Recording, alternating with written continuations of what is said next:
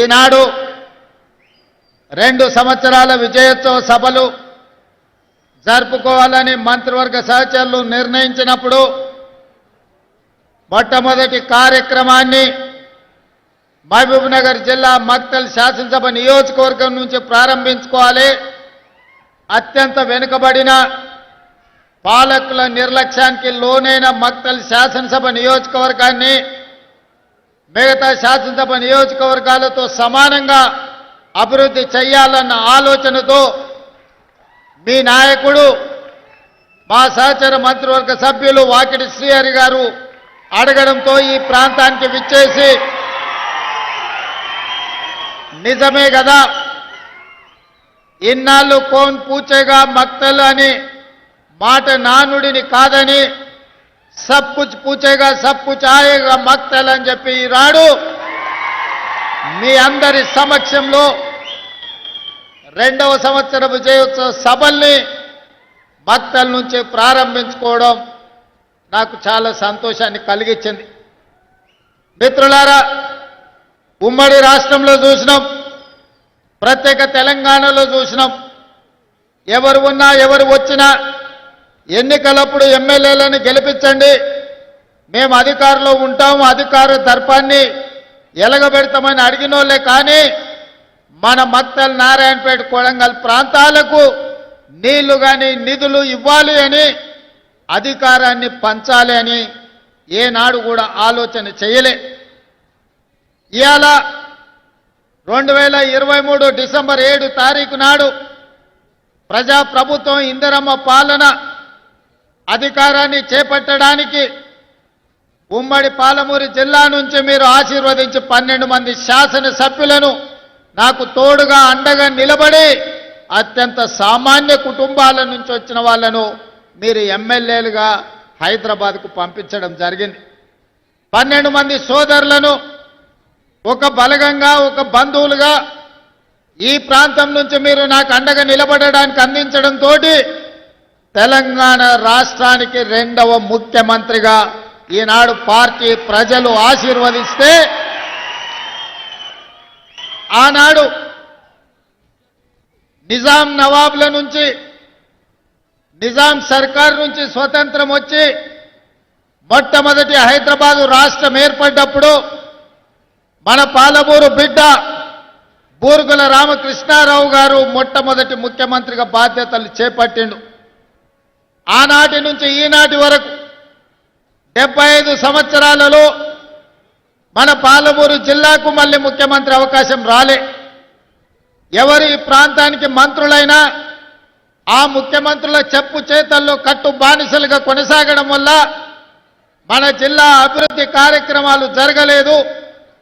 వలసలు వెళ్ళే ఈ జిల్లా తట్ట పని, పార పని, మట్టి పని కోసం ఇతర రాష్ట్రాలు ఇతర దేశాలకు బ్రతకడానికి వలస వెళుతున్న మన కష్టాలను మన కన్నీళ్లను తూర్చడానికి ఎవరు బాధ్యత తీసుకోలే.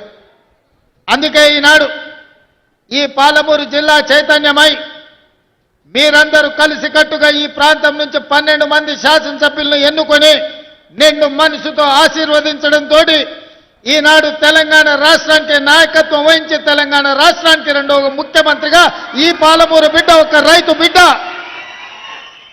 మీ సోదరుడు మీతో పాటే ఉండి మీతో పాటే పెరిగి ఒక జడ్పీటీసీగా, ఎమ్మెల్సీగా, ఎమ్మెల్యేగా, ఎంపీగా, కాంగ్రెస్ పార్టీ అధ్యక్షుడిగా ఈనాడు తెలంగాణ రాష్ట్ర ముఖ్యమంత్రిగా మీ ముందు నిలబడ్డాడంటే మీరు నిండు మనసుతో ఆశీర్వదించి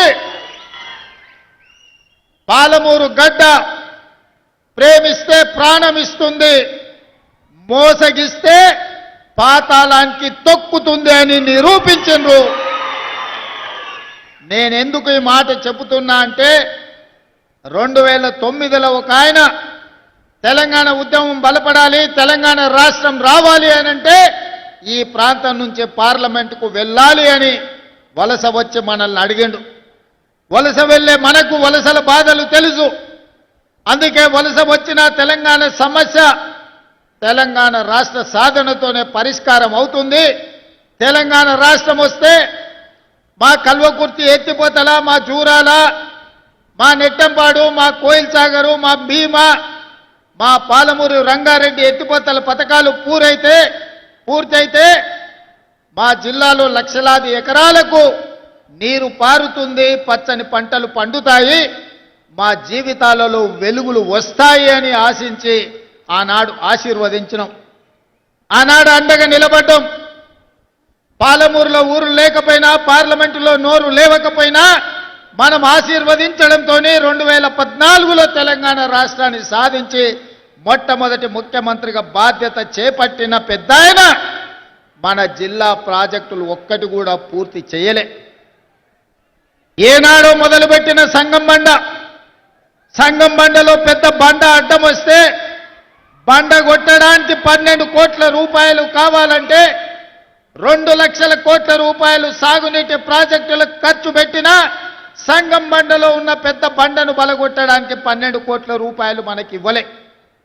మన ప్రాజెక్టులు, మన సంగమండ ప్రాంతం ఒక కోయిల్ సాగర్ కావచ్చు, ఒక నెట్టంపాడు కావచ్చు, ఒక జూరాల కావచ్చు, ఒక కల్వకుర్తి ఎత్తిపోతలు కావచ్చు, ఒక పాలమూరు రంగారెడ్డి ప్రాజెక్టు కావచ్చు, మన సాగునీరు, మన తాగునీరు కోసం ఏనాడు వాళ్ళు తాపత్రయపడలేదు, ఏనాడు మన సమస్యల్ని పరిష్కరించడానికి ప్రయత్నం చేయలేదు. అందుకే అన్ని ఆలోచన చేసి ఇక వాడికో వీడికో పెత్తనం ఇచ్చి ఈరోజు వాళ్ళని అడుక్కునే పరిస్థితి కాదు.